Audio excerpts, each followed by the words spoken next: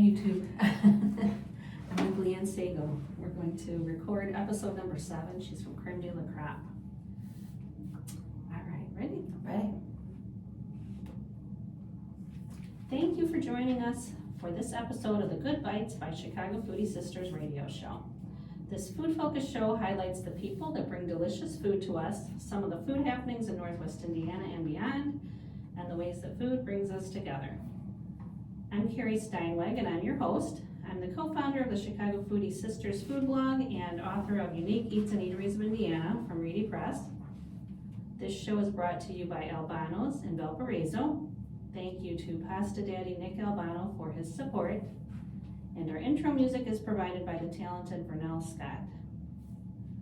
This show will rebroadcast on Saturday at 2 p.m. on WVLP 103.1 FM, and you can stream live on WVLP.org. You'll also find video of this interview on Chicago Foodie Sisters YouTube channel and Facebook page, and this episode will upload to our podcast platforms later this week, so look for Good Bytes by Chicago Foodie Sisters on Apple Podcasts and Spotify. And our guest today is Leann Sego, founder and owner of Creme in Valparaiso, where she's on a 70-acre farm where you'll find fresh produce as well as pasture-raised meats, local treatment-free honey, free-range eggs, wild-caught seafood, small batch preserves, and sauces, which are available year-round. She's also creator of the Creme de la Crop line, which consists of skincare, hair care, artisan soap, and home collections. Did I get all that right? Pretty much. I mean, we don't have fresh produce available to the public anymore. Okay. With the Just grow for exception yourselves? of, we do, but we invited people out recently to harvest pears from our pear trees. Very cool. Yeah. Okay, well, thanks for being here today. Of course. I'm so excited to have you Thanks here. for inviting me. Yeah, thank you. I'm so excited to talk about the farm, and I know there's so many facets of your business, so I can't wait to hear more about that. Yeah. So I understand your business started in 2002 on your family's farm. So Yes.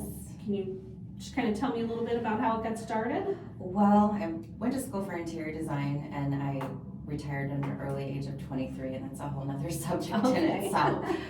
I really just needed to do something for myself, and I started an idea to sell Christmas trees on the property, and that was the beginning. And I did that for a few years, but the same year I started the Christmas tree operation, I planted by hand 4 acres and had a little small tent out there. And then I think it was the Post-Tribune got word of what I was doing, because it was way ahead of its time. Mm-hmm. Because me being a designer, I wanted to grow really pretty things, so I grew unique things that people never heard of. Mm-hmm. And like things that are common today, like purple beans and purple cabbages and black radishes and things like that. Everything that Yeah. seems very exotic to people who are just used to the Exactly. what you see in the grocery store. Exactly. So it was all organic, all hand planted, and people came from droves thinking that it was this big operation, and it was just a hobby. But then, me being as ambitious as I am, I'm like, I'm going to do Right. a huge operation, and I then started selling, which was community supported agriculture share plans. Mm-hmm. So that's when people prepay for the entire season. Right. And I had business plan, and I had like job descriptions for everybody. And then that year that I started the CSA, there was a massive drought. So it was like this massive learning experience. Yeah. And like heartbreak and all of that. Oh. But That's kind of the nature of farming, though, isn't it's the nature.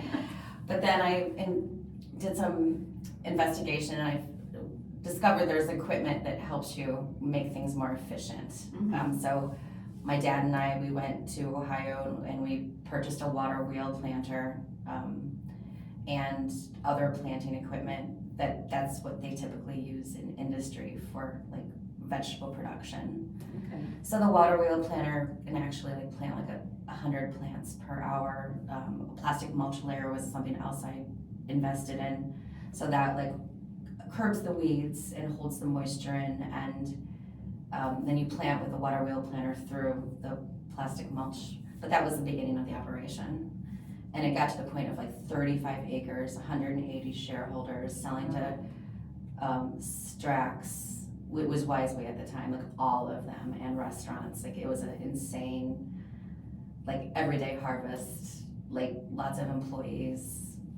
It was not for the faint of heart. No, farming is, I have cousins in Illinois who are farmers, and I love going to their property. It always seems so peaceful. Yeah. You know, I'm just like, oh, I could live here and do that. And then I'm like, no, I really couldn't, because there's so much that goes into it. And he never gets to take a vacation. Oh gosh. You know, he's always working. I mean, and they don't have animals, but they do soybean and corn and just keeping up with all that. And and you're at the mercy of the weather. And there's a lot of technology now that can help with it, but there's so much behind the scenes that goes into food that we eat that people don't realize. Yeah, and some people don't appreciate it. Some people do, but there's a lot that goes into it. Like this last few years, we've made a lot of changes, downsized substantially. And the last year I did the CSA program, we were providing carrots. Mm-hmm. When you first grow carrots, they're small. Mm-hmm. And what you do, you typically, because you self-seed them, which means you just take the seeds and you directly put them into the soil. Okay. You want to thin those out. So the last year, and I'm taking this with a grain of salt, a woman complained that the carrots were small. So I had to explain to her that the process of thinning out and how you will eventually get the full-size carrots, but there's different stages of growth for everything. Yeah, and if you're used to just going to the grocery store where their standards are whatever producers they get them for, they exactly have a certain size, and people are used to what they look like. And right, people go to the grocery store, they don't, some people know, some people appreciate, some people just have no conception whatsoever, because they're just so used to going and picking up the shelf and then taking it home and then cooking with it later. Mm-hmm. Yeah, exactly. So I have so much respect for farmers and everything that you do, and all that goes into producing food. Yeah, we have chickens now again. Mm-hmm. There was a period of like 8 years we didn't have them. My husband wanted chickens again. So a little back note, I had 200 chickens back in the day. Oh wow, okay. And I let them live a really grand life, and a typical farm operation who has chickens only allows their chickens to live for 2 years because of egg production changes. I allowed them to live, which sounds horrible, it's agriculture, 8 years, and they just weren't going to produce anymore at that point, and I had to make a decision. So at that point I'm like, I'm never going to have chickens again. So Robert wanted chickens 2 years ago, and I'm like, if we're gonna have chickens, we're gonna have fancy chickens. Mm-hmm. So, and they're not as good of an egg layer as like some of the standard egg layer breeds. Okay. But the demand for the eggs is so high. The following year, in the spring, you have to get chickens way in advance because the demand is so high. But you get the delivery in the spring. Mm-hmm. So we got another 75 chickens, so now we're like back to maybe like 100 chickens, but the demand is so high for the eggs because they're like absolutely insanely delicious. They're fed organic food, they have fresh air. We don't wash the eggs. People have the opportunity just to like leave them on the counter if they want to. Mm-hmm. So like real basic, like back to the basics, like things that people do in Europe, not that not that are typically available. Like people are so used to their pristine eggs and the white, perfectly sized that you can get grocery store. And that's really not how it works. I mean, you have various colors, sizes. Yeah, they are, exactly. And like you said, I think because we had chickens I lived in the suburbs, but we had chickens for a little while. And even now we try to get the fresh eggs as much as possible. But my husband is always like, because I'm like, when we first used to do that, I'd be like, what is that on there? He's like, that's okay. You're supposed to. 'Cause Yeah. what is the benefit again? It's, Or the of bloom. cleaning them. So they last a lot longer. So when chickens lay eggs are porous and naturally. Mm-hmm. But when they lay the eggs, there's a liquid that seals the pores of the eggs so that there's not that evaporation. So and then bacteria can't get into the shell Okay. itself. Okay. So like if you go to Europe, you'll find eggs just sitting on the shelf without any refrigeration. Yeah, which is odd to most people. When I saw it, I'm like, what's going on here? Right. A long time ago before I even farmed. Mm-hmm. So eggs are something you have available in your market. First of all, we haven't even discussed where you are and Okay. how people Yeah, can find you. You're at Route 30 and, it's the whole corner of 250 West Just Tower Road Okay. and Highway 30. okay, and you have a market there that people can come shop from? Yes, one of the buildings is our store, Okay, and we have like the goat area right outside so people can visit the goats, the chicken Okay. area as well. So we're like making some changes as far as okay, getting the public more involved with what we're doing. okay. On And the eggs are available? If They are, but people they want fly eggs? off the shelf, but we also work Okay. with a supplier out of Okay, Wisconsin, okay, organic, washed, browned. But like we just can't keep up with the demand, so Yeah. they're really fresh, good quality, organic, but not mm-hmm, our eggs. okay. Yeah, I know, because I manage the Valparaiso market and, which you've been a vendor there the 4 yeah. years that I've been, Yeah. with your skincare line. But as far as the eggs, we have a few vendors who have the eggs and they always go Mhm. so quick. So I know if I wanna get Yeah. some, like, I have to, right at the beginning, I'm like, let me get my eggs. Yeah. Because if I come back, sometimes No, the I'll forget demand and is I'll so- go back at, 11:30 and they're like, sorry, we're sold out. Yeah, Um, we constantly sell out of the eggs, and people pre-order our eggs. mhm. But we have two options. Our eggs are a little bit more expensive. They're 50 cents more than of the eggs that we sell from our supplier. Okay. Just because there's a lot of Yeah. labor involved with It what is. we do. Well, and even you just said a minute ago about how most farms, they only let them live to about 2 years. And Yeah. But, from a financial standpoint, that's what makes sense because Yeah. if they're not producing, Mhm. because you're feeding them, just from us having our few, chicken, we had 5 chickens. But it was like, for what we had in feed and then what you were getting back, it was like, okay, sometimes it evened out, sometimes it didn't, so, My husband, he says, he's quite humorous, but he has this joke where when you get your first egg, what actually it costs, Right. like thousands and thousands of dollars, I know. depending on how big your operation, Right, before you even benefit from them yeah, at all. it's just done for breakfast, and you're like, okay, this is $240 in eggs on our plate here. Yeah, exactly. But, Yeah. So you have to have the facility, you have to have the run, you have to have, we had the old coop, we had to replace the floor because the floor was just rotten. mhm. And I did the work myself, I'm quite handy. But if we were to hire a contractor to do that, Yeah. it would, it's just, Mhm. you learn a Right, lot by yeah. being a farmer. Yeah. A lot that goes into it. So I want to back up too and talk about the farm itself because Okay. it's been in your family and it's what, a 70-acre farm? Initially, it was 120 acres, Okay. a whole city block. My grandfather bought the property from a farmer whose wife was ill.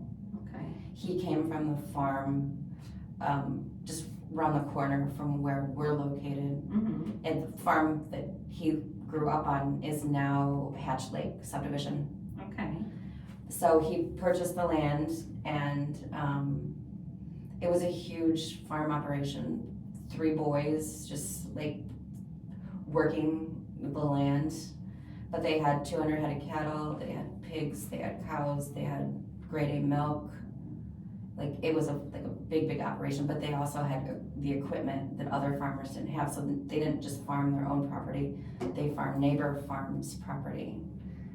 So they're German, they're very engineer-like, so they have a mindset of being able to do big operations.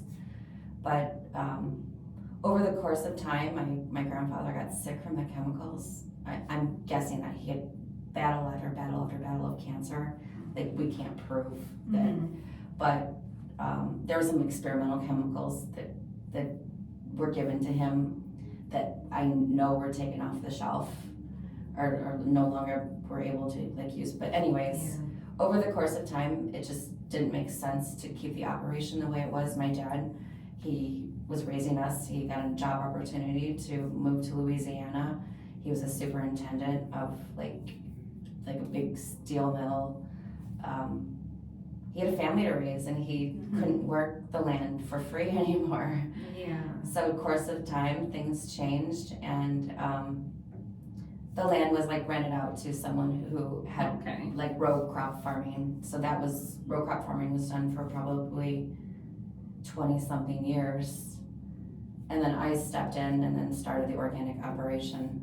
And then I was farming 35 acres of vegetables, which is a lot. Yeah. I know, I can't keep up with my little patch of peppers and tomatoes in my backyard. Yeah.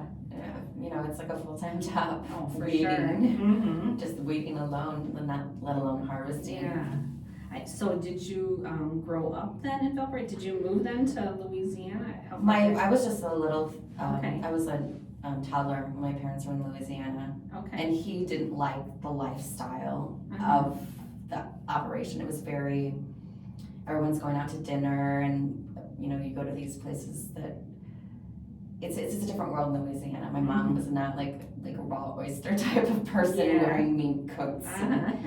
So they basically they pulled out of there, and he ended up getting a job here, superintendent. He's an engineer type of person, so he ended up getting a job here, but he then started his own business, and that's another story in itself. But I did not particularly initially grow up in Valpo. I grew up in Ross Township, Maryville school systems. Okay. And things weren't the greatest there. I was picked on. I was always the smallest in my class. So then my parents pulled me out of there, and they paid tuition for me to go to Valpo, and then we eventually moved to Valpo. Okay. So in all that time, your family still had the land, but yes, but it was being farmed by somebody else. Like a row crop farmer, yeah. Okay. Soybean, GMO, all that. Yeah. Okay, so then it's about 23 years ago? Is that right?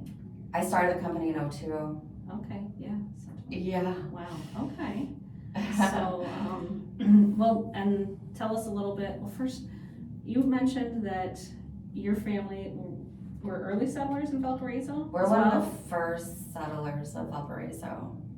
So if you look at the old city plot maps, it's like land grab. Like it's like we own thousands of acres. Oh wow, okay. So the people in Germany, they just wanted to get their family out of, I think there was a situation of some sort of government thing. But for safety reasons, they pulled the family out, and they bought thousands of acres here in Valparaiso. I don't know why they decided Valparaiso, but they decided Valparaiso. And so generations of your family then have farmed in Valparaiso. Yeah, we're very well known in Valparaiso. Okay, all right. And then, so tell me a little bit about, since you have taken over the farm, just kind of how it's grown and changed over the years since you started. It started off as a small vegetable operation, and the demand was so high, and I'm a very ambitious type of person. I just kept on growing it and growing it and growing it, and it got to the point where it was so big, it was hard to find staff. And I then decided to do an intern program, so I had people from all over the country coming in, and I would work with them directly, teaching them about agriculture. That worked out for a few years. We even had housing for them. And then it was just this battle, trying to find people, and it's not easy work. You have to work in the rain, you have to work when it's 120 degrees, you have people coming to pick up produce, it doesn't matter. So I just got smaller and smaller and smaller by choice. It was more manageable. Right.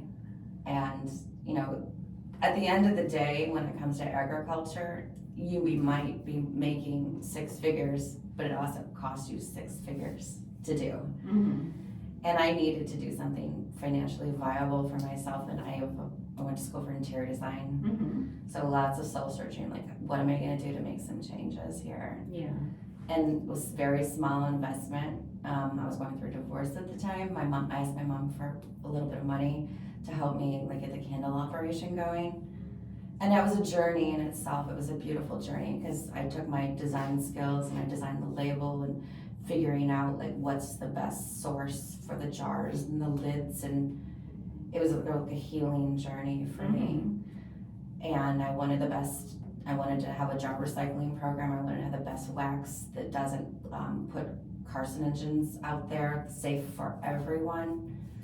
And that, being that I already had a lot of contacts within the community, I let them know what I was doing, and it was immediately successful. So that's like where the change took place as far as like the shift of agriculture to like making the handmade products. But they're like super healing. They're healing for emotionally, and they're also healing like physically. All the products have a purpose. Okay. Some of them are just like beautiful soaps, but when you have this gorgeous soap, like it brightens your day like from the beginning instead of just this boring white soap. Right. I'm just so used to it anymore. And are your soaps, are they goat's milk? Some are goat milk, Okay. but they're made with coconut oil and olive oil. Okay.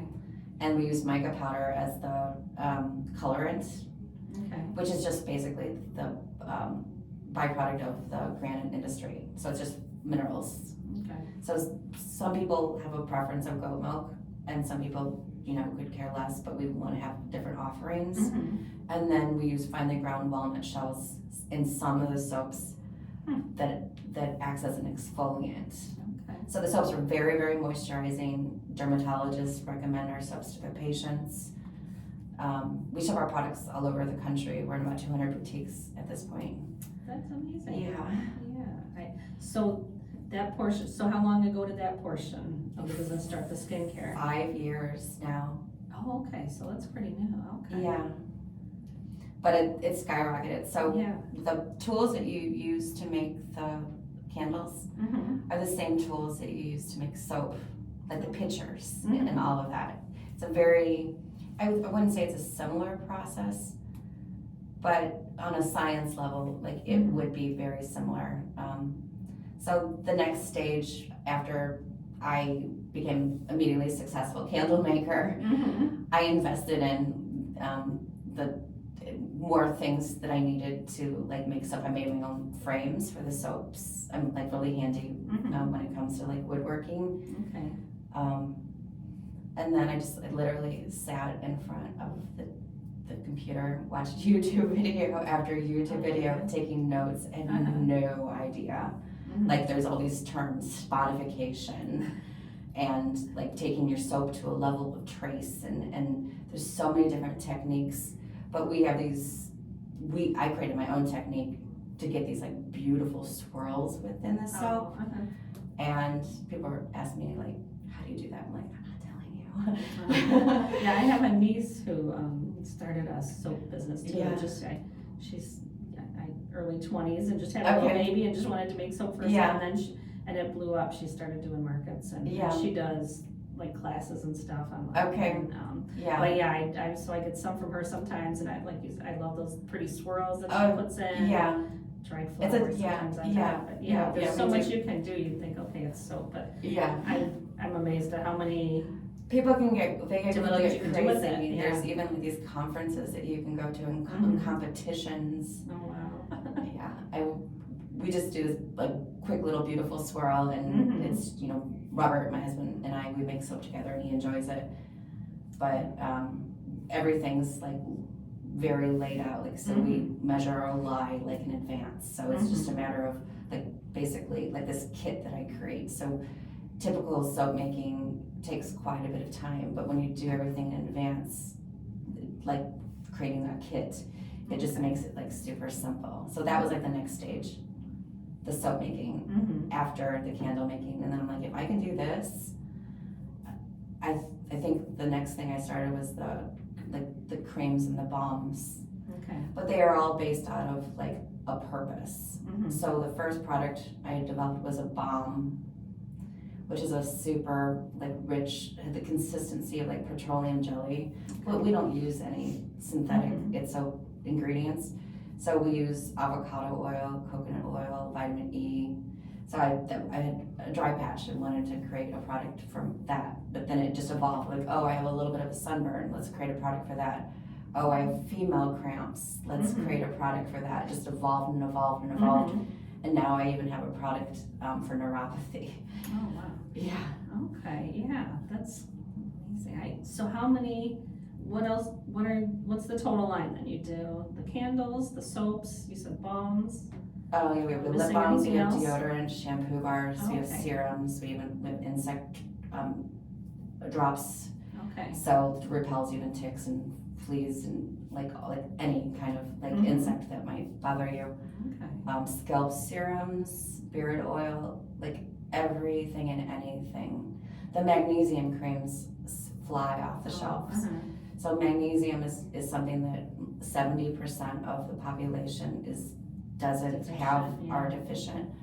And that's where you have all the cramps and aches and pains and stiffness in the joints. And so I developed a product, and it's very intricate product to make because we're taking 3 ingredients that don't like each other. Water-based, salt-based, oil. So coming up with the process to make that product stable took me months to do, and after I like perfected it, it flew off the shelf. My husband started using it. He's had 2 spinal cord surgeries, and with that he's had numbness and tingling all at the same time. It's called neuropathy. So he was experiencing benefit from the magnesium cream, the basic magnesium cream. It was taking the tightness that he had in his feet, which made it so that he had a hard time with his balance on occasion. So I'm like, okay, I have something here. So then I read a few medical journals and I discovered there's 11 essential oils that help with the nerve damage. Oh, okay. And then I developed that cream, and like people use it post-surgery. Like it's like really literally changed his life. Like I don't know, I'm sure you can imagine going around like with, you know how your feet fall asleep? Yeah. That's how he was every second of the day. Yeah. And like it changes, it puts such a damper on things, and he would always have a smile on his face and not complain about anything, but I knew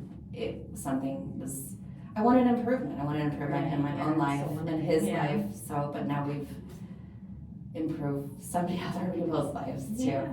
So that's the direction that I've gone. Yeah, and so all those products are available at your Absolutely. market at the farm. You also Valparaiso market. Do you do other markets as well? We do the European market. Okay, which is on Saturdays at Chesterton. Yes, and occasionally we do other things. We do things at Four Corners Winery, Journeyman Distillery. This year we were invited to Creme, so we did 3 markets there. Oh, okay. There's this really great organization, Guardians of the Green Mile. Oh. They, it's a pet rescue organization. They do foster care, so we always do something with them. And we were sponsors this year. Oh, nice. And we made a soap for them like a couple years back. Wolf Stalk, that's the event they have. Okay. It's kind of like this hippie like type of event, but wolf meaning like, you know, a dog barks. But so we made a soap that like had reminiscent of like, it's like patchouli and whatnot, but it has like the swirls, the tie-dye. And 100% of the proceeds of the soap sale goes towards them. So it's nice. But yeah, we do whatever makes sense. Like a few years back, we did everything and anything. And by the time we pay our staff and the commission on top of it, like we were like losing. So you have to figure out what works and what doesn't. And we figured that out. Yeah. But it's trial and error. Right. And you also have a website where all of these products can be ordered as well? Yes, we ship all over the country. We ship direct to consumer. You can even we even ship internationally. like one of the local people, they were in Indonesia on mission. So she was texting me in the middle of the night, like, can we get up? I'm like, she's like, I can't live without your products. So we literally like just opened it up. Our website is Shopify. So it's really fantastic. Lots of integrations, but we also sell direct to wholesale. So we are in about 200 boutiques at this point. So that's another website platform that we maintain. And we don't sell everything wholesale because some things just don't ship well. Yeah. Some things just don't make sense. Sometimes it's just easier like to hand off a product. But yes, you can come to the store, you can go to our website, and then of course the markets, and then other people are other retailers. Give us a few examples of some of the boutiques where. Oh gosh. Available. Well, there's a Salt Cave in Chesterton. Okay. Chesterton Feed and Garden just recently. This is local.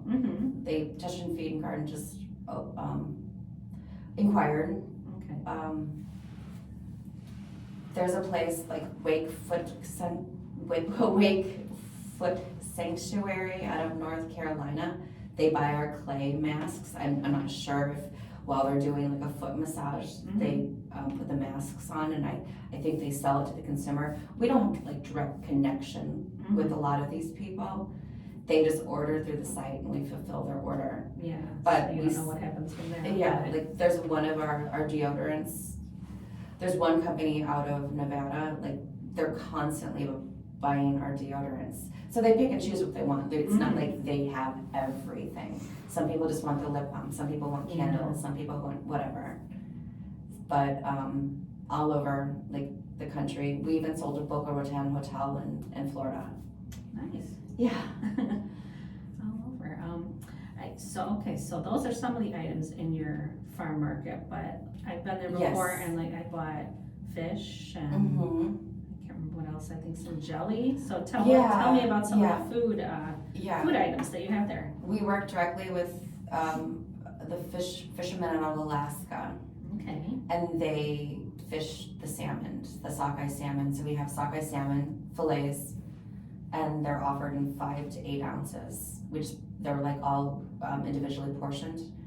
We also have the salmon burgers from them, but then they work with other fishermen. So now we have Gulf shrimp, we have halibut, we have cod, but they have central distribution, and that's out of Pennsylvania. So we get everything that's basically like boxed up and insulated, and they have like dry ice in there. So that's one of the products. We have pork, we have beef.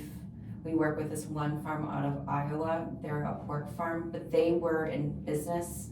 They started the farm before Iowa was even in existence. So it's a heritage breed pig that they raise, and everything's not like on pasture, no antibiotics, like the best. They have the best chorizo that I've ever had in my life. But they have all kinds of things. They have pork, they have bacon and pork chops and ground pork, and we get whatever we can from them. Sometimes things just aren't distributed. People ask sometimes for like weird cuts of things, and they might be they're weird to me, but they might not be, for their pets. Oh, okay. But we also work with a beef farm out of Wisconsin, same concept. We have sausages from this woman-based farm out of company out of Maine, all nitrate-free sausages, and they hired one of the famous chefs, I think it was Jose Andres, to create the recipes. Oh, nice. What else do we carry? Cheeses, we work with a cheese, Wisconsin-based cheesemaker, 3rd generation cheesemaker. They're originally from Switzerland. Like, we have all kinds of, even like the cheese curds. Okay, I'm a cheeseaholic. I didn't remember seeing the cheese when I was there. So. Yeah, it's somewhat new. It's somewhat new. Yeah, so like anything that we get our hands on that we know would sell, we do. So like even like the sausages, we have like rosemary lamb and chicken basil sausage. They do a great bratwurst. They have breakfast sausage. Like whatever we want to use ourselves, we like carry in the store. But we also listen to everybody. It's not just what we want; it's what our customer basis wants. Okay, and just pretty much premium of any of the, Creme of anything, and that's all the meat.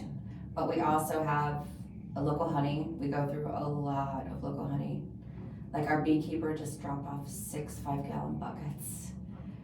Because he's going out of town for a month, and that's what we would have gone through it during that time frame. So we sell that at the markets as well. and you said the big buckets, so do you We package jar. them yourself? You We jar. it? Okay. Yeah, it comes with a little spigot. Like Okay. it's an Italian spigot, specialized for like pouring the honey. Okay. Because honey is like rather thick. If it was just a bucket that didn't have a spigot, it'd be like very hard to jar up. Yeah. But then we do elderberry honey, so we get elderberry honey from a place in Texas. They do a patent process. It's organic elderberries where it doesn't deplete all the benefits that elderberry has. So we do our local honey elderberry mix. So it's the benefits, the antioxidant benefits of the elderberry, and then the benefits of the local honey. So we have a combination. We sold 10 jars at the market this last weekend, just in Chesterton, Okay. of that. Yeah, that's kind of a trending thing now. I know a lot of people are looking for that. Like Yeah, I love Yeah. elderberry. It's really tasty. I mean, I'm even drinking elderberry tea right now. Oh, really? Yeah. Do you have teas at your market? Is that We're something? talking about it. We met this lady at the Crown Point Market who does tinctures. Okay. So we're talking about bringing her products in. We just haven't gotten there yet. We're trying to play catch up right now. Like, right now we're going into fall. Like yesterday, Robert and I probably made 100 candles, and I made a big batch of the magnesium cream. So we make things on site, Okay. and so there's no outside packaging at this point. And we're at the point right now where I'm going to be partnering with a woman who is going to be doing her own tinctures. She's discovered this herb in Antarctica, which is like, how does anything grow in Antarctica? Yeah. So she's a regular customer, but we hit it off in long-term plans. My husband and I are gonna be traveling quite a bit. So we wanna bring someone on for the long-term plans. So she would be watching and running the store. It would be a 50-50 business deal while we're out of the area, Okay. out of the country. Yeah. I'm going to take a quick break here, just in case you're tuning in now. You're listening to the Good Bytes radio show on WVLP 103.1 FM. This show will rebroadcast on Saturday at 2 p.m. You can also live stream it at WVLP.org. And we're here today with our guest, Leann Sego from Creme de la Crop in Valparaiso. I wanted to take a minute to talk about the animals that you have on your farm. Yeah. I know you said you've got chickens and you have goats, and it's the coolest thing that you have goat walking available, so people can come there and have a little buddy on a leash and just kind It's of absolutely adorable. stroll around with Love them. So tell us about that. Okay, so before I had a skincare line when I was just farming, being naive, I didn't separate the boys and the girls. And the next thing you know, our herd was like triple in size. And I couldn't afford to feed them. We were like taking grass clippings over like collecting them and putting them over the fence. And that's like any weeds that we would weed from the garden, we would give them. And a friend of mine came over and he's like, your goats are so friendly, because we raise them by hand. We literally go in there and they like jump all over you. And because I love people, and that's like not something that's common. Just the way that we raise our animals they all have names pretty much. So he just said, why don't you get the goats on a leash, and that way that they can actually eat the grass directly, and that would cut down on your feed costs. I'm like, bingo, this is like a really great idea. So I had a volunteer program in play at the time for the garden. I just modified that program and developed what is called goat walking. So people make reservations online and they pay $5 per goat. Okay. And then they get a voucher for the store. So it's a way for people to actually interact with farm animals and to realize that they actually do have personalities, and it's really a way to get outside and just like laugh and you know, just watch the goats. And we have babies now. We have 5 babies, and they're like pro goat walkers. They just come up to you.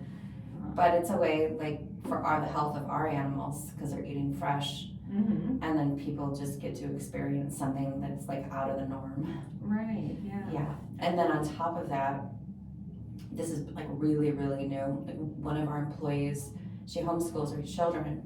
So we came up with this idea to have a homeschool program, like an educational program.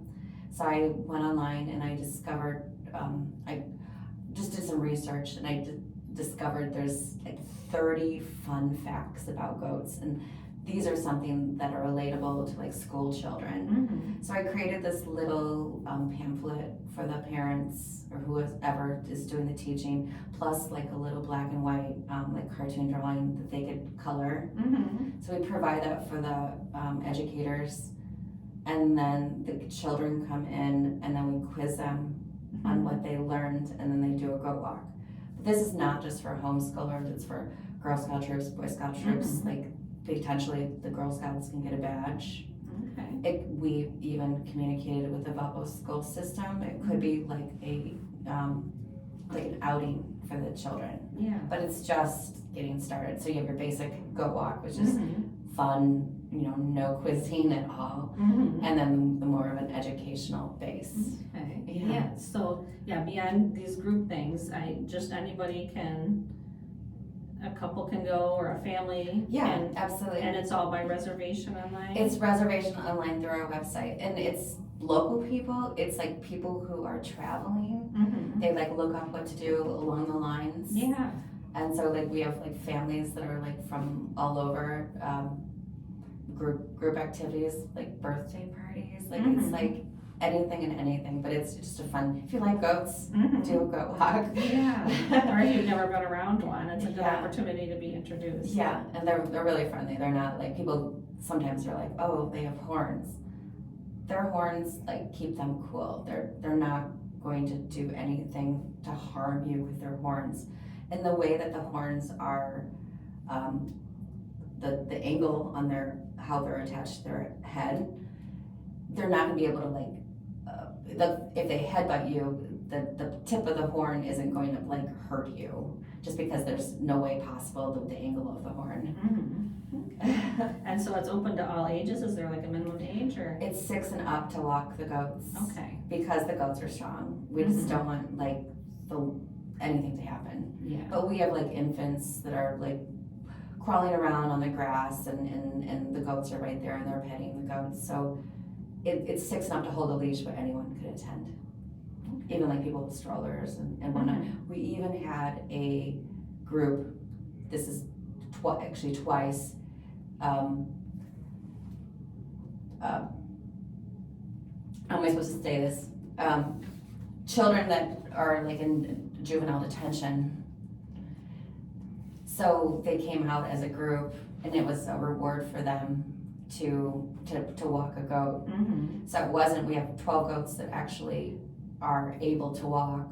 We have 14 goats in total, but it was probably 30 something children, and I was interacting with them as well. So they were sitting on the grass with the goats and petting the goats. So it was like a calming, rewarding experience. And then I was talking to some of the people who did the arrangement. They said it was such a benefit for them, not only them, but they would talk to people who weren't at that level, a level of like, because it's like a reward system.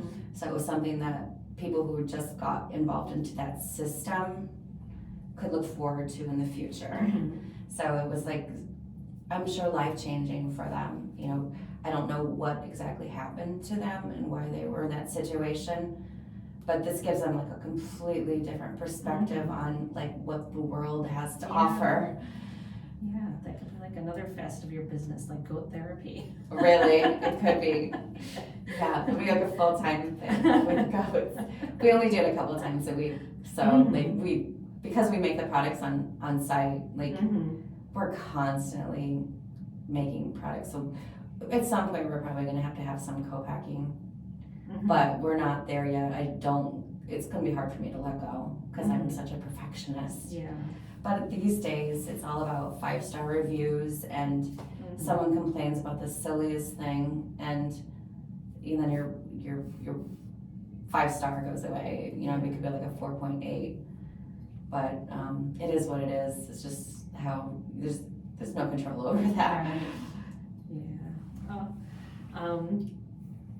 Let's see. So, are we missing anything else that is available at the market? We talked about your skincare. We talked about the meats. Yeah. So we talked about the honey. So we work with other small batch food developers. Okay. So we have jams, sugar-free jams, regular jams, seasonal. We have the most amazing olive oil that you can get your hands on. It's from Spain. Okay. It's so delicious. We get it imported from France, and we were without it for like 2 years, and we got it back in. It's a finishing oil. So we're loving that, and we have like tastings. We bring, if there's people out, like in a large group, I just bring a bottle out and I hand out little spoons, and people can taste the olive oil. We have pickles. My husband actually makes bread in the winter and early spring. So he's gonna start doing that again, sourdough. Sourdough baguettes, organic. He's a big foodie. Like his family had 3 restaurants in Chicago. He's Croatian. So it's all about like cooking. And that's one of the things that brought us together is like our European heritage. I'm German, Hungarian, he's Croatian. Okay. So Croatia borders Hungary. So a lot of the things that his family does to this day is what I grew up experiencing. Yeah, some similar threads with the food, Similar the recipes. Yes. Yeah. So like we're gearing we're incorporating a lot of our heritage into what we do at the farm. You had brought some things. These are things Yeah. from your market. Yeah. So if people who are watching the video, they'll be able to see what you brought. So this is the magnesium. Yes, this is the one, the first cream. It's called Recover. It has clove, eucalyptus, and peppermint. That's it soothes the muscles. Okay. So this is just a step back. Magnesium absorbs better through your skin than does taking a supplement. So I experience personally, like 15 minutes after I apply it, I experience relief. After my a long day of like working in the garden or whatnot. I see a lot of videos that pop up on my feed of people using it on their feet, like to Definitely help on your sleep. feet, absolutely. Okay, and then what's this one? This is one of my favorites. I can't live without this. This is an anti-wrinkle cream, and I joke with people. I'm like, I'm 49. I am. Yeah. So it's frankincense, eucalyptus, and lemongrass. So these essential oils tighten the pores, like repair the skin. It smells amazing as well, but this is one of the top sellers. Okay, yeah, that's what I was gonna ask, what some of your most popular items were too. And in here, is this a soap? Yes, go ahead and open. Okay. It's one of the most popular. How many different varieties of soap do you have? Probably like 70, but we're actually paring it down and creating some new ones. Okay. And we do seasonal. Oh, This is lemon honey, I love anything lemony.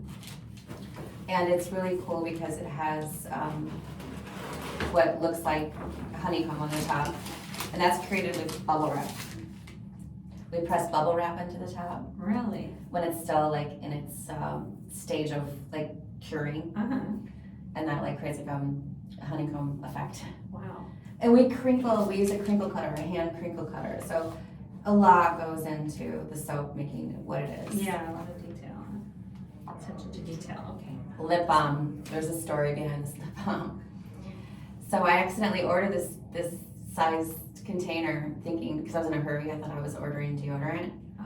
And I got this, and I'm like, what the heck am I gonna do with this? And then I ran out of the other containers, this more standard containers. I'm like, yeah, that would make a great lip balm.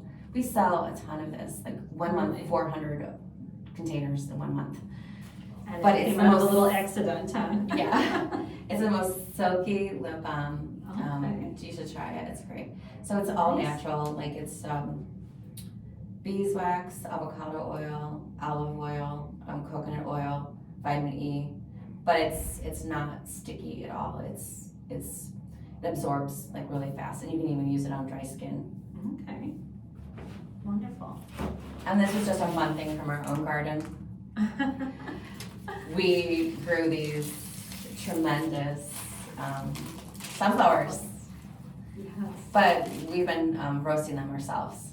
Oh, nice. So it's just a little bit time consuming. So you have to rub off the pollen part of the sunflower, and then the individual seeds pop out.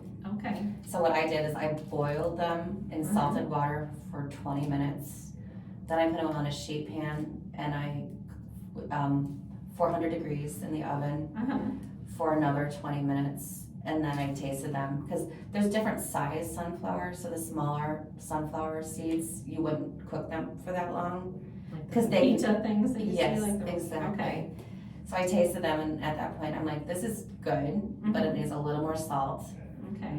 So, and I wanted to like amp it up a bit, so I just put some olive oil on there, a little bit more salt, like, and then because my husband likes hot, spicy cayenne pepper. Okay. But that's how I cook mine. But we have this really cool garden that was where the chicken coop was last year. So super fertile ground. Yeah. We actually called it our Jurassic Park garden. But everything was Everything from grew really good. yeah. Awesome. Yeah. I have never done that sunflower seeds. I will have to. Oh, it's fun. Try, It's cool. Like, but the sunflowers were so heavy that they were just like drooping. Yeah. So we were like really excited about these gorgeous sunflowers. And the next thing you know, they're all drooped. I know we for years and years have planted sunflowers and at our old house before we moved out to Valboa.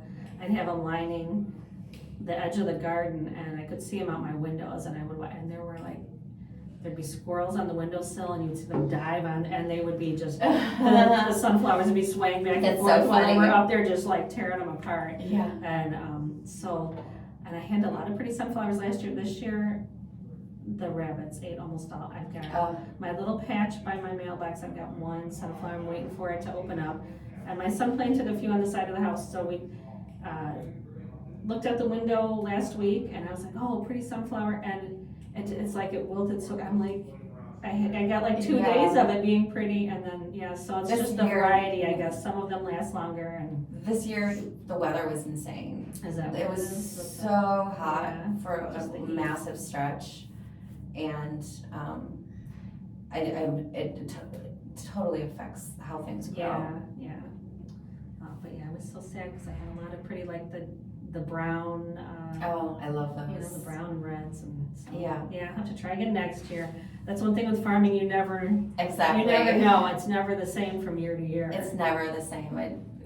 When we did farm, we did have irrigation, drip irrigation. Okay. So at the end, we just had the raised bed garden, and everything was on drip irrigation. So we were able to water 2 beds at a time just by hooking up a hose and turning the hose on, obviously, and then setting the timer for 45 minutes and then walking away. But being able to irrigate is huge. But if you don't have a system that's efficient, it's so time consuming. Yeah, I know my sister has done that in her garden where she's got a hose system, hoses that run down that have the holes in it, and then she has it on a timer so that she doesn't have, it's totally maintenance free. That's she doesn't great. have to, her timer goes off, it waters every day for a certain really period. smart. So she's got a good system going there. Good. So, okay, so I wanted to ask about, I saw this on your Facebook page the other day that you're gonna be opening up for You Pick for pears. Yes, we have maybe 8 pear trees. Okay.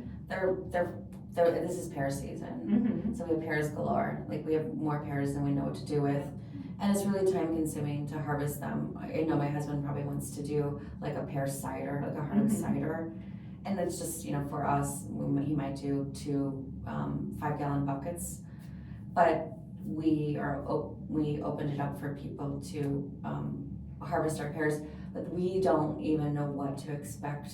We don't people to come in droves and then for Okay. disappointed. So Yeah. we are asking people to email us, and so our email is creme@MSN. Okay. And that way we can be out there with them, and that way Yeah.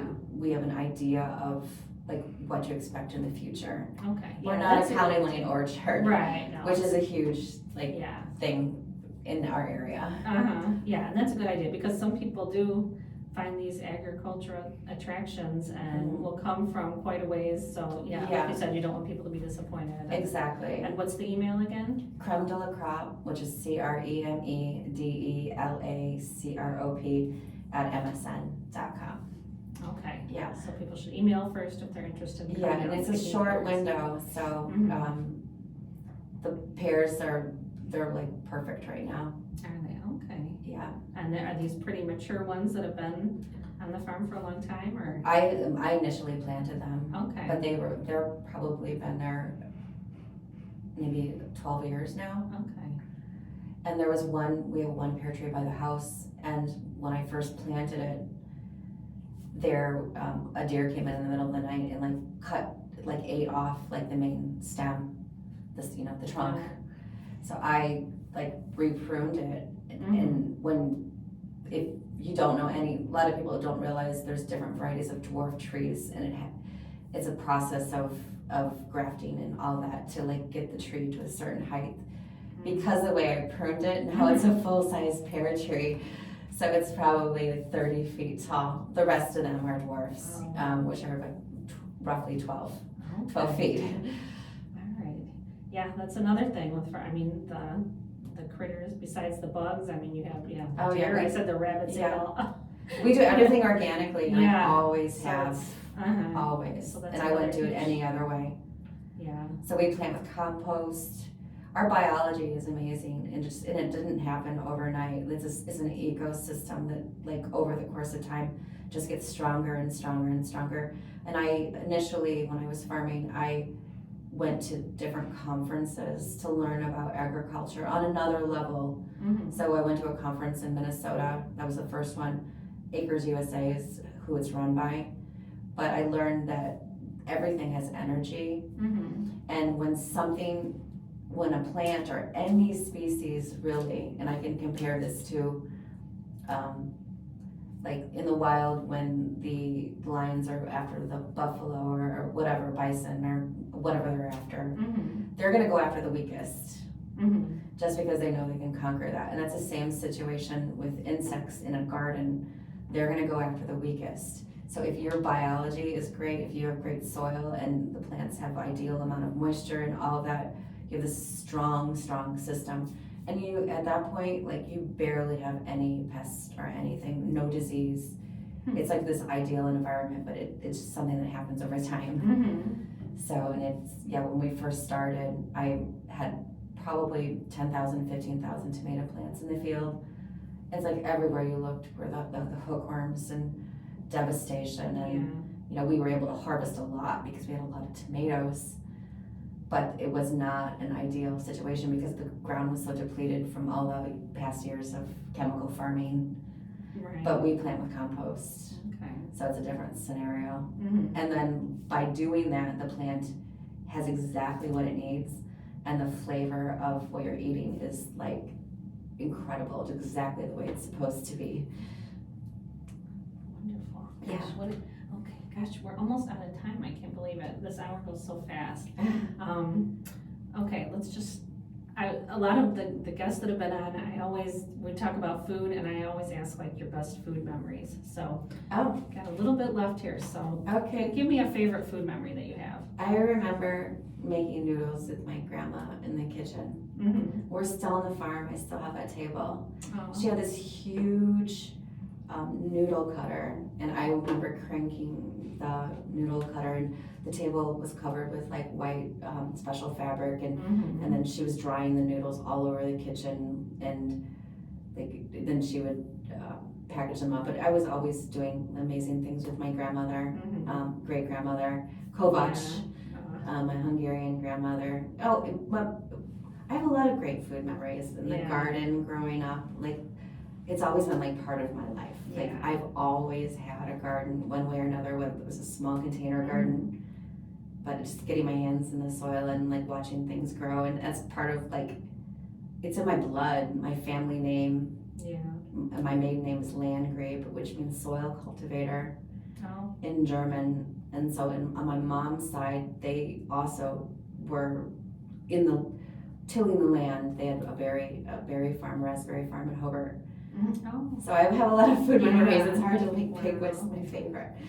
Well, thank you so much for being here with us Thank today. you for inviting me. I appreciate it. Yeah. And you're listening to the Good Bytes by Chicago Foodie Sisters radio show. So you'll be able to listen to this broadcast again on Saturday at 2 p.m. when it rebroadcasts. We're also on Apple Podcasts and Spotify, so you can listen to us there. And you can catch this video on Chicago Foodie Sisters on Facebook and YouTube to see the interview as well.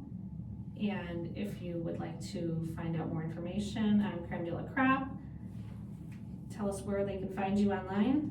Our website is cremelacrop.com. It's just easy, just Google it. And on social media? We're on Instagram and Facebook. Okay. That's it. And your physical location? 208 North, 250 West, Valparaiso, Indiana. Okay, so at the intersection of 250 and 30. Yeah, we're right there. So we recommend people to pull into the second driveway where the goats are, and we have a mural there, and then the parking. It's really simple. If you pull into the other driveway, there might be some confusion because you might not know which building to go to. Okay, well, wonderful. Yeah. Hope more people come out to see you and Definitely. Walk the goats. Email them if you're interested in picking pears. Yeah. And thanks so much for being here today. Thank you. Have a delicious day, everybody. Yeah.